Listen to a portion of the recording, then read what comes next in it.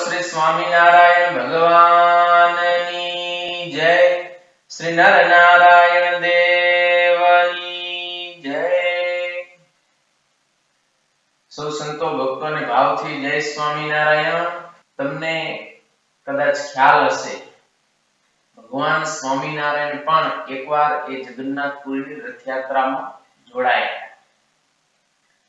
મહારાજ જ્યારે વન વિચરણ દરમિયાન નીલકંઠ વર્ણી રૂપે જગન્નાથપુરી પધાર્યા તો ત્યાં કને 6 મહિના સુધી ભગવાન રોકાયા હતા. અને એવું ઐશ્વર્ય બતાવ્યું કે ગામના માણસોને એમ લાગ્યું કે આ તો કોઈ મોટા યોગી છે. એટલે ઘણા બધા માણસો દરરોજ ભગવાનના દર્શન કરવા માટે આવે, ફળ ફ્રૂટ લઈ આવે, સેવા કરે. અને આખા જગન્નાથપુરીની અંદર ભગવાન નીલકંઠ વર્ણીની વાતો ને ચર્ચા થવા લાગી. તો જગન્નાથપુરીના રાજા મુકુંદદેવ એમનું નામ, રાજાને પણ ભાવ થયો અને એ પણ ભગવાન નીલકંઠ વર્ણી પાસે આવ્યા. ચરણમાં સાષ્ટાંગ દંડવત પ્રણામ કરીને રાજાએ વિનંતી કરી, હે પ્રભુ, આવતીકાલે જગન્નાથ ભગવાનની રથયાત્રા છે. જો તમે પણ આ રથયાત્રાની અંદર જોડાઓ તો અમારા ઉત્સવની અંદર વધારે ઉમંગ આવે, વધારે આનંદ થાય ને અત્યંત રંગ ચડે. જો તમારી ઈચ્છા હોય તો હાથી, ઘોડા, રથ આ બધાય વાહનો હું શણગારીને મૂકું, બધુંય તમારા માટે. તમને જે ખપે એ તમે સ્વીકાર કરજો, બધું હું તમને અર્પણ કરું છું. આમ વિનંતી કરી પછી બીજે દિવસે રથયાત્રાનો મહોત્સવ હતો. એટલે રથની અંદર ભગવાન શ્રી કૃષ્ણ, બલરામજી અને સુભદ્રાબેન ત્રણેયના રથ એ જગન્નાથપુરીની અંદર નીકળ્યા. ને એ વખતે રાજાએ સરસ મજાનો એક રથ નીલકંઠ વર્ણી માટે પણ તૈયાર કર્યો ને એમાં ભગવાન નીલકંઠ વર્ણીને બેસાડ્યા. અને રાજાએ અને માણસોએ આ ભગવાનના રથ ખેંચી અને એ ઉત્સવ ઉજવ્યો. એમાં ભગવાન સ્વામિનારાયણ પણ જોડાયા અને ખૂબ જ ધામધૂમથી રથયાત્રાનો મહોત્સવ થયો. રથયાત્રાનું જે રહસ્ય છે, આ પર્વનો જે મર્મ છે ને એ આજે આપણે સમજવો છે. જો જગન્નાથપુરીમાં રથયાત્રાના દિવસે શું કરે, ભગવાનનો રથ જનકપુરથી મંદિર સુધી લઈ આવે ભક્તો. તો એનો મર્મ આપણા જીવનમાં એ છે કે આપણા પણ આ જીવન રૂપી રથને જનકપુર એટલે કે જન્મથી લઈ અને મંદિર સુધી એટલે કે ભગવાન સુધી આપણે આ પહોંચાડવાનો છે. અને આપણું આ જે શરીર છે ને એ ખરેખર રથ જ છે. કઠોપનિષદની અંદર એમ કહ્યું છે, આત્માનમ રથિનમ વિદ્ધિ શરીરમ રથમેવતુ બુદ્ધિમ તુ સારથિમ વિદ્ધિ મન પ્રગ્રહમેવ ચ ઇન્દ્રિયાણિ હયાન્યાહુર વિષયાંસ્તેષુ ગોચરા. એટલે કે આપણું આ શરીર છે એ રથ છે. એમાં સારથીના સ્થાને બુદ્ધિ બેઠી છે, 5 ઇન્દ્રિયો રૂપી ઘોડા જોડ્યા છે અને આપણું મન છે ને એ લગામ છે. અને આ રથ હાલે ક્યાં છે તો કે પંચ વિષયનો જે લોભામણો માર્ગ એના ઉપર આ 5 ઇન્દ્રિયો રૂપી ઘોડા આપણા જીવન રથને દોડાવે છે. આજે આપણે જોઈએ છીએ કે આ સમસ્ત જગતની અંદર લગભગ 7.5 અબજથી વધારે માનવ રથો પોતપોતાના ખેલ કરે છે. એમાં અનેક રથો છે એ દોડી રહ્યા છે અને બધાને એક જ ઈચ્છા છે, શું કે મારો રથ બીજા કરતા આગળ જાય છે. કે તમને પણ બધાને એવી જ ઈચ્છા હશે કે ગમે એમ મારો રથ છે એ બીજાથી આગળ થવો જોઈએ. હવે બધા રથની પાસે વેગ પુષ્કળ છે, જોશ છે, પણ સાચી દિશા અને યોગ્ય બ્રેક આ બે વસ્તુ નથી. અને આ બે વસ્તુ નથી ને એને કારણે જોશ છે, તાકાત છે, રથ બધા દોડે છે, પણ શું પોતપોતાના સ્વભાવને કારણે, દોષોને કારણે બધાય રથો એકબીજા સાથે ભટકાય, અકસ્માત થાય, એક્સિડન્ટ થાય અને ઘણા બધા રથો છે એ ભાંગીને ભૂકા થઈ જાય, નાશ પામી જાય છે. તો લાખોની મેદનીની અંદર આવા બધાય માનવ રથો દોડે છે અને બધાને કંઈક ને કોઈક લક્ષ્ય છે આલોકનો. કોઈકને જો એવી ઈચ્છા છે કે મારે આમ શ્રેષ્ઠ રમતવીર થવાનું છે, તો કોઈકને ધનવાન થવાની ઈચ્છા છે, કોઈકને સારા એવા લેખક થવાનું છે, તો કોઈકને એક્ટર થવાનું છે, કોઈકને મહાન ચિત્રકાર થવાનું છે, કોઈકને વડે સત્તાધીશ થવાનું છે, કોઈકને સારા સિંગર સંગીતકાર થવાનું છે.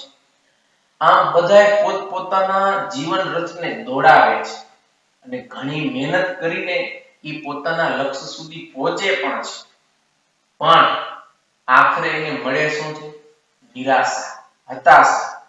કાંઈ એટલે કોઈ પણ પ્રકારની સફળતા હકીકતની અંદર એને મળતી નથી. એટલે કહેવાનો મતલબ એવો થાય કે પહોંચે છે પણ પામતા કાંઈ નથી. નિરર્થક એનો જીવન રથ ખૂબ દોડ્યો પણ અંતે એને કાંઈ મળ્યું નહીં. અને આ આપણે ઇતિહાસ સામે જ્યારે દ્રષ્ટિ કરીને ત્યારે આપણને ખબર પડે કે એવા લાખો રથી, મહારથી, અતિરથી કે જેણે પૂરજોશની અંદર પોતાના રથ દોડાવ્યા પણ અંતે એને નિષ્ફળતા સિવાય બીજું કાંઈ હાથમાં આવ્યું નથી. જીવન જે અંતિમ ક્ષણો જીવતા હોય ને ત્યારે એ લોકોએ પોતે નિશાસા નાખ્યા છે. ગમે એટલો ધનવાન હોય, ગમે એવો સફળ વ્યક્તિ આ લોકની દ્રષ્ટિએ હોય પણ અંતે નિરાશા વ્યક્ત કરીને આ લોકને અલવિદા કહીને ગયા છે.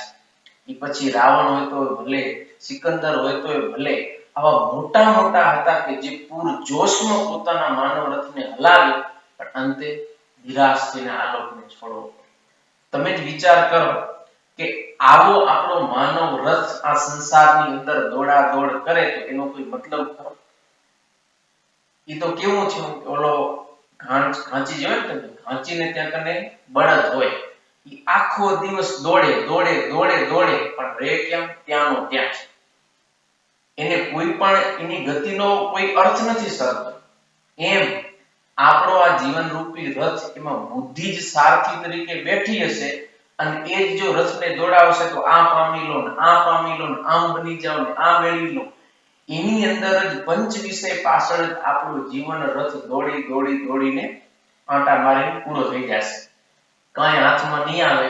ઈ ઘાંચીના બળદની ઘોડે ખાલી આંટા મારવા બરાબર છે, એનો કોઈ મતલબ નથી. પણ એની જગ્યાએ એટલે કે સારથી જે બુદ્ધિ બેઠી છે ને ત્યારે એની જગ્યાએ સારથી તરીકે જો આપણે ભગવાનને બેસાડી દઈએ તો આપણું આ માનવ રથ, માનવ જીવન એ સફળ થાય, સાર્થક થઈ જાય અને તો આપણું જીવન ધન્ય અને ભવ્ય બની જાય. જો આપણે જગન્નાથપુરીની જે રથયાત્રા છે એની વાત કરી તો રથયાત્રાની અંદર જ્યારે ભગવાન બેસે ત્યારે આખા એ નગરની અંદર આનંદ ને ઉલ્લાસ ને ઉત્સાહ થઈ જાય. અને જ્યાં જ્યાં રથયાત્રા જાય ને ત્યાં માણસો આવે, આદર સત્કાર આપે, પૂજા કરે, જય જયકાર કરે. કેમ? તો કે રથયાત્રામાં રથમાં ભગવાન બેઠા છે એટલે. એમ આપણા આ માનવ જીવન રૂપી રથની અંદર જો ભક્તો ભગવાન બેસી જશે ને તો પછી આપણા આખા જીવનની અંદર આનંદ આનંદ ઉલ્લાસ થઈ જશે, મજા આવશે જીવન જીવવાની. અને જ્યાં આપણે જાશું ને ત્યાં આદર સત્કાર મળશે, માણસો પૂજશે અને આપણો પણ જય જયકાર થશે. જો જીવન રૂપી રથમાં ભગવાન બેઠા હશે તો. પણ જો ભગવાન નહીં હોય તો આ કોઈ પણ પ્રકારની મોજ આનંદ નહીં આવે. તો આપણા જીવન રૂપી રથની અંદર ભગવાનને બેસાડો. તો ભગવાનને બેસવાની જગ્યા રાખવી જોઈએ. જો જગ્યા હોય તો ભગવાન બેસે, જગ્યા ન હોય તો પછી ભગવાન બેસે નહીં. આમ તો આપણે જોઈએ તો બધાના હૃદયની અંદર કે બધાની અંદર ભગવાન તો રહેલા છે જ. જો આપણો વેદ કહે છે કે ભગવાન તો આપણા મુખની અંદર પણ નિવાસ કરીને રહે છે, પણ માણસે શું કર્યું? ભગવાનને રીતસરના કાઢી મૂક્યા. આ હકીકતમાં જો ભગવાનનો વાસ મુખમાં હતો તો માણસે શું કર્યું? તમાકુ ગુટકાની શોધ કરી. હવે તંબાકુ ને ગુટકા ચાવે તો ભગવાનને ગમે ત્યાં રે ભગો ન રે. જે વસ્તુ તમને ગમતી નથી એ જગ્યાએ તમે ક્યારે રહેશો નહીં. તો ભગવાનને પણ આ ગુટકા કે તમાકુ ન ગમે એટલે માણસે જેવા મુખમાં મૂક્યા એટલે ભગવાન પછી મુખ છોડી અંદર ઉતરી ગયા, હૃદયમાં ગયા. માણસે વાળો પાકો બોરો એટલે શું કર્યું? બીડીને સિગારેટ શોધી. ત્યાં ચૂસકી લગાવીને જેવી ચૂસ મારીને ધુમાડો અંદર ગયો ને તો ભગવાન ત્યાંથી ભાગ્યા. તો ક્યાં ગયા? બ્રહ્મરંધ્રમાં આવીને મસ્તિષ્કમાં ભગવાને નિવાસ કર્યો કે માણસનો છોડો નહીં, એનો સાથ રહો. તો માણસ એનાથી આગળ વધ્યો. શું કર્યું? છીકણી બજાર આવે ને એ લઈ આવે. અને ઈ એમ સૂંઘને એવો આમ સબાકો લગાવ્યો તો બ્રહ્મરંધ્રમાં ચડી ગયો એની ગંધ, એ ભગવાન ત્યાંથી ભાગી ગયા. તો એમ આ તો એક રમૂજ છે, પણ કહેવાનો મતલબ કે આવી રીતે માણસે પોતે ઉપર ઉભા રહીને ભગવાનને કાઢી મૂક્યા. હવે ભગવાન જીવનમાંથી જાય તો પછી શું થાય? જોયા જેવી થાય, મતલબ દુઃખ. ભગવાન જો જીવનમાંથી ચાલે જાય તો પછી આપણને બધી પ્રકારની સમસ્યાઓ આવે, એનો સામનો કરવો પડે. માટે જીવનમાં ભગવાનને રાખો. ભગવાનનું સ્થાન જો જીવનમાં હશે ને તો જ આપણો જીવન રૂપી રથ એ યોગ્ય ચાલશે, તો જ આપણે આપણું જે લક્ષ્ય છે અંતિમ સુખ, શાશ્વત સુખ, ત્યાં સુધી પહોંચી શકશે. માણસો આજે તમે જોશો ને બધું કરશે, બધી સુવિધા રાખશે, પણ ભગવાનને નહીં રાખે. જો અમે એક વખત લંડન પધરામણીમાં ગયા હતા, મોટા સંતો બધા હતા એની સાથે, તો હરિભક્તોના ઘરે પધરામણી કરતા. એમાં એક ભાઈ આપણા ગુજરાતી જ હતા, સત્સંગમાં એટલા બધા નતા, પણ એને ઈચ્છા થઈ કે મારે પણ ઘરમાં સંતોની પધરામણી કરાવી. એટલે હું પધરામણીનું તો બનું, પણ મનમાં ભાવ એવો હતો કે હું બતાવું એમ કે જો અમારી પાસે આવી બધી સુખ સુવિધા આવું બધું છે, અમે સત્સંગ નથી કરતા તો સુખી છીએ એમ, એવો ભાવ. એટલે આવ્યા ને વાત કરી કે અમારી ઘરે પધરામણી કરો. એટલે ભાઈ સંતો એમની ઘરે પધરામણી કરવા માટે ગયા. તો એ ભાઈ બધી વસ્તુ બતાવે.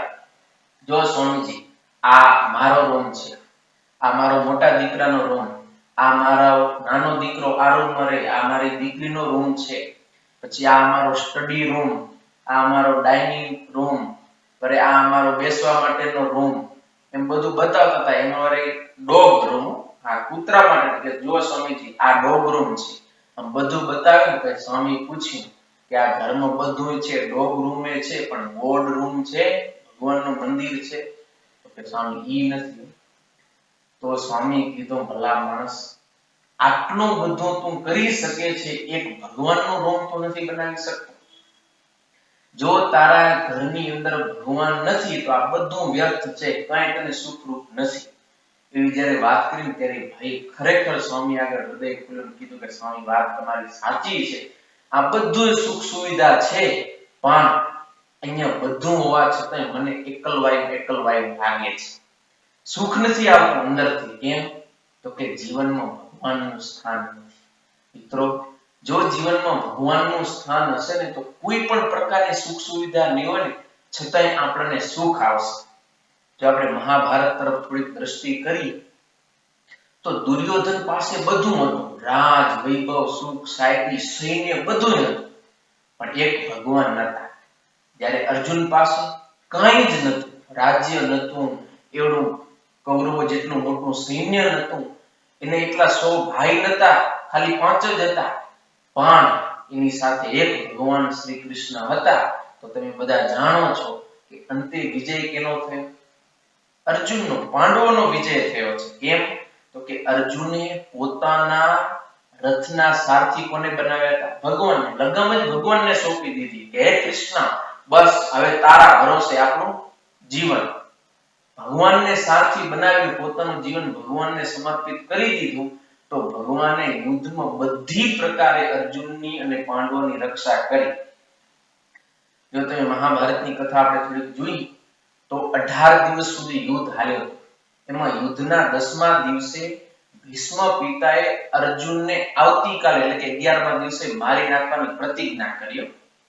અને રાત્રિ પડી ગઈ તો અર્જુન તો સૂઈ ગયા આરામથી. કૃષ્ણને વિચાર થયો કે બચારો અર્જુન દુખી થતો હશે, ભીષ્મ પિતાએ પ્રતિજ્ઞા લીધી એટલે ચાલો જરીક એને આશ્વાસન આપી આપ.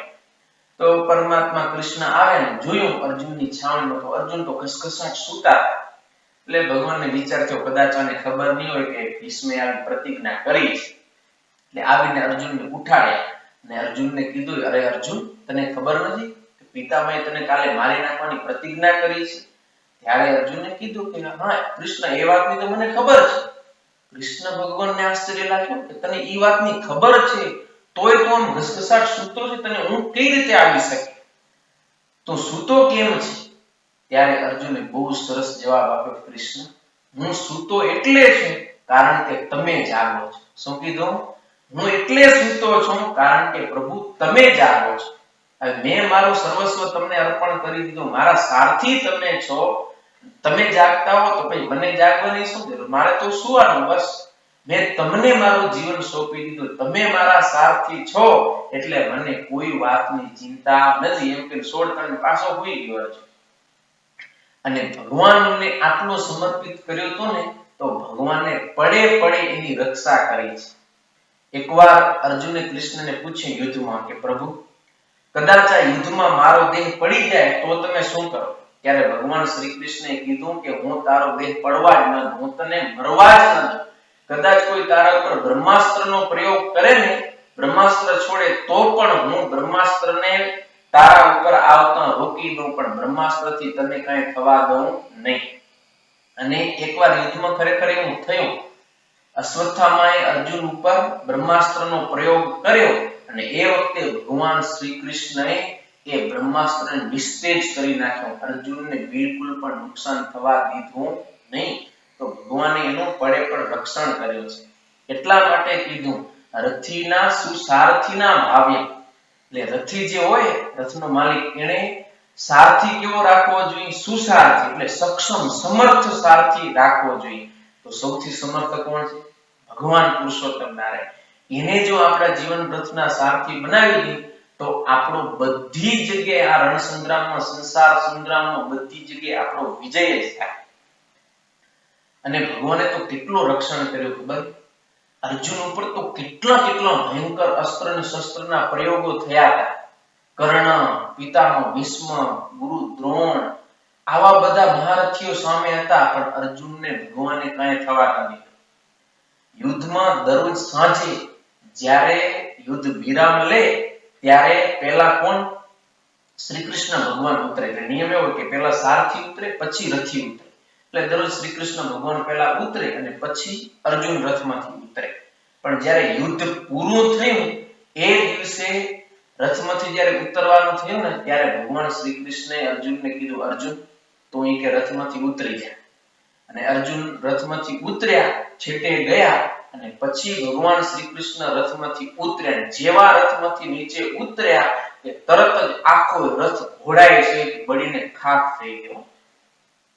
ત્યારે અર્જુને પૂછ્યું, પ્રભુ આ શું થયું?